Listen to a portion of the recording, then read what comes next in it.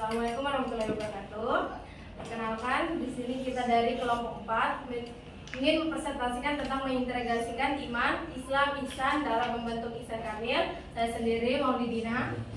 Saya Nini Putri. Saya Aulia Zuralisa. Saya Risha Fafira. Dan saya Alwa Finalana sebagai moderator. Yang pertama ini ada membangun karakteristik insan kamil dan metode pencapaiannya. Membangun karakteristik insan kamil dan metode pencapaiannya. Ulama sufi antara lain Imam Ghazali 1989 menjelaskan 7 macam nafsu sekaligus 7 tangga sebagai proses taraki atau menaik manusia menuju Tuhan. Insan kamil adalah manusia yang sudah menanggalkan karakter kemanusiaan yang rendah dan telah mencapai tangga nafsu tertinggi.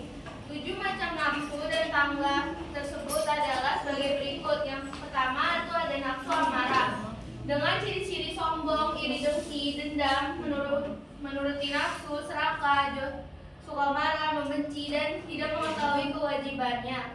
Terus yang kedua itu ada nafsu lawamah dengan ciri-ciri enggan, cuek, suka memuji diri, pamer, dusta, mencari aib orang, suka menyakiti, dan pura-pura tidak mengetahui kewajiban. Yang ketiga itu ada nafsu mulhimah dengan ciri-ciri suka sedekah, sederhana, menerima padanya, belas kasih, lemah lembut, dan lainnya. Yang keempat itu ada nafsu mutmainah dengan ciri-ciri suka beribadah, suka bersedekah, menyukuri nikmat dengan memperbanyak amal. Yang keenam itu ada nafsu radia dengan ciri-ciri pribadi yang mulia, zuhud, ikhlas, wirair, tidak dan menepati janji. Yang ketujuh itu ada nafsu madiyah dengan ciri-ciri bagusnya budi pekerti, bersih dari segala dosa makhluk, rela menghilangkan kegelapan makhluk, dan senang mengajak serta memberikan penerangan kepada roh yang rohnya. Yang ke-8 itu ada nafsu kalimah dengan ciri-ciri dianugerahi yang ilmu yakin, ainul yakin, dan fakulun yakin. Selanjutnya ada metode pencapaian insan kamil. Dalam perspektif tasawuf, jalan untuk membentuk insan kamil haruslah mengikuti jalan yang ditempuh oleh kaum sufi yang lurus, bukan kaum sufi yang menyimpang. Syarat pertama haruslah beriman secara benar dan berniat memproses diri menuju martabat insan kamil. Kewajiban syariat adalah melakukan gerakan disertai bacaan sholat secara serasi, mulai takbiratul ihram hingga salam. Kewajiban hakikatnya ketika menjalankan syariat itu, keadaan hati hanya mengingat Allah. Contohnya itu ada satu, caranya memulai sholat jika Tuhan yang akan disembah itu sudah dapat dihadirkan dalam hati. 2, berniat sholat karena Allah. Yang ketiga, selalu menjalankan sholat dan keadaan hati hanya mengingat Allah. Keempat, sholat yang telah didirikan itu dapat mencegah perbuatan keji dan mungkar. Selanjutnya ada esensi insan kamil. Kemudian ada esensi insan kamil, manusia sempurna. Insan kamil adalah manusia ideal yang dikehendaki oleh Tuhan. Struktur manusia terdiri dari jasad, hati, roh, dan zir ataupun rasa. Lalu ada tingkatan nafsu, meliputi 7 tingkatan nafsu yaitu amarah, lawamah, mutainah, radiyah, mardiyah, dan kamilah. Lalu ada penundukan nafsu, dilakukan dengan memperkokoh keimanan, mencapai tingkat yakin, beribadah dengan benar dan ikhlas, serta memperbaiki akhlak. Lalu ada rukun iman dan pencapaian tingkat yakin. Yang pertama, iman kepada Allah, ma'rifatun wa tasbihun, yaitu ma'rifat billah ataupun mengenal Allah secara yakin. Yang kedua, iman kepada malaikat dengan meneladani malaikat yang selalu taat kepada perintah Allah. Lalu yang ketiga ada iman kepada kitab, menjadikan Al-Quran sebagai pedoman hidup. 4, iman kepada Rasul, menjadikan Rasul sebagai ahli zikir dan teladan. Lalu yang kelima ada iman kepada hari akhir, yaitu meyakini hari akhir dan mempersiapkan kehidupan akhirat sejak sekarang. Dan yang terakhir iman kepada qada dan qadar, yaitu menerima takdir dengan bersyukur dan berhati-hati agar tidak menyalahgunakan kemudahan hidup. Selanjutnya ada makna spiritual rukun Islam.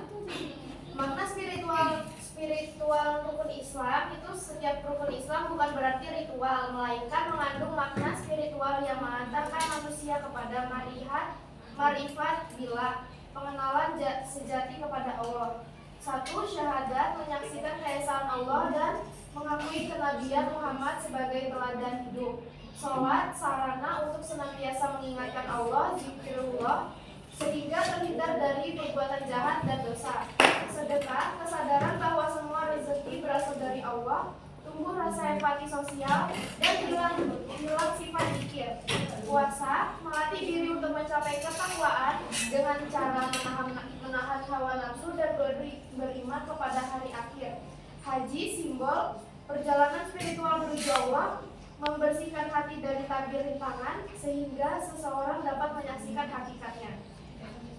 Selanjutnya ada ritual raja. Ritual raja merupakan lambang pembersihan diri dari sifat-sifat ego dan sombong sehingga setan suara hati tidak lagi menggoda. Tahapan pemurnian diri makai untuk mencapai derajat insan kamil, manusia sempurna, seorang hamba harus melalui tahapan-tahapan spiritual makam yang merupakan karakter-karakter inti spiritualitas, yaitu 1.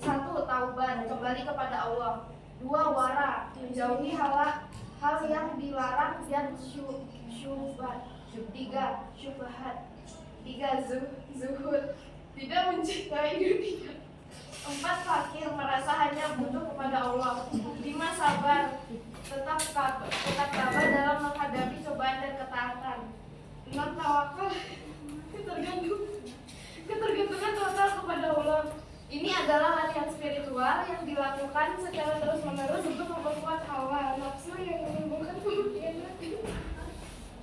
Lalu ada tujuan akhir, tujuan semua ibadah dan perjalanan maka berangkat pada kalimat gila, yakni mengenal Tuhan secara hakiki melalui penyucian, penyerahan diri secara total dan kesadaran spiritual yang mendalam.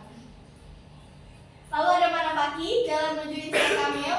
A. Bagaimana menjadi insan kamil atau manusia sempurna, yaitu jalan menuju insan kamil mensyaratkan beberapa fondasi utama. Yang pertama ada pengendalian nafsu. Manusia harus menanggalkan kemanusiaannya yang rendah dan menapaki 7 tangga nafsu, amarah, lawamah, munimah, mutaimah, radiyah, mardiyah, dan nabilah. Titik start awal yang krusial adalah mencapai nafsu mutaimah ataupun tenang.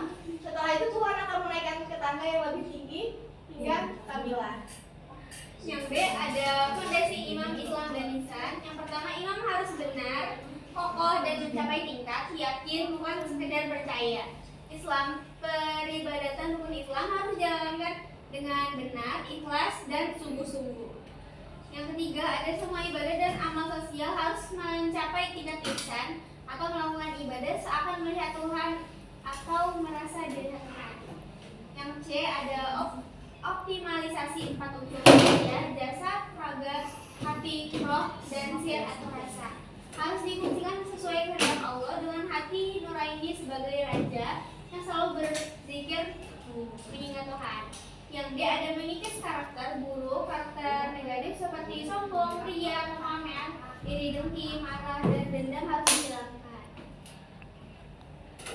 Selanjutnya ada 2 makam awal yang harus ditempuh. Yang pertama adalah makam taubat. Hal pertama, esensi merasakan diri sebagai orang yang paling banyak berbuat dosa dan kesalahan, lalu bangkit untuk selalu beristighfar. Yang kedua ada dosa-dosa fundamental. Ada 5 jenis dosa yang sering dilakukan manusia, bahkan yang taat beragama sekalipun. Merasa masih memiliki wujud, padahal hanya Tuhan yang hakikatnya wujud. Merasa mempunyai daya dan kekuatan, merasa hebat, kaya, pintar, padahal semua berasal dari anugerah Tuhan. Lupa kepada Tuhan, lupa berzikir yang dapat menyebabkan salat menjadi sahun atau lalai, melakukan dosa-dosa besar dan kecil secara terus-menerus, kurang dalam melakukan ibadah dan amal sosial. Dan para nabi dan rasul termasuk Nabi Muhammad SAW selalu bertobat minimal 70 hingga 100 kali dalam sehari semalam, menyadari kesalahan. Selanjutnya ada 2 makam awal yang harus ditempuh. Makam wara tahap kedua, esensi dilakukan setelah terbiasa bertaubat. Tahap ini melatih kesadaran penuh terhadap kehalalan dalam segala aspek kehidupan, makanan, minuman, pakaian, tempat tinggal, dan barang-barang yang digunakan. Fokus, menghindari hal yang syubhat, tidak jelas halal haramnya, dan menjauhi yang haram. Orientasi hidup, fokus utama kehidupan pada makam ini adalah akhirat. Segala aktivitas dunia, bekerja, kuliah, beramal, diniatkan semata-mata untuk Allah, Nabi, Pak ya. Beramallah untuk urusan duniamu seakan-akan kamu akan hidup selamanya, dan beramallah untuk urusan akhiratmu seakan-akan kamu akan mati besok. Selanjutnya kesimpulan kemuliaan manusia. Manusia dimuliakan oleh Allah dengan kelebihan dibandingkan makhluk lain. Teladan Rasulullah adalah suri teladan terbaik bagi umat Islam dalam mendekati kesempurnaan. Prioritaskan membantu sesama. Menolong saudara yang membutuhkan lebih utama daripada beriktikaf sebelum di masjid. Refleksi diri dan kenali diri sebagai manusia yang tidak sempurna namun beriman, muslim dan muhsin. Analisis faktor-faktor yang menghambat dan menunjang dalam mencapai kesempurnaan. Mewujudkan sikap wara, zuhud, tawakal dan ikhlas dalam kehidupan sehari-hari termasuk dalam kehidupan berbangsa dan bernegara. Sekian dari kelompok 4. Jika ada salah kata dan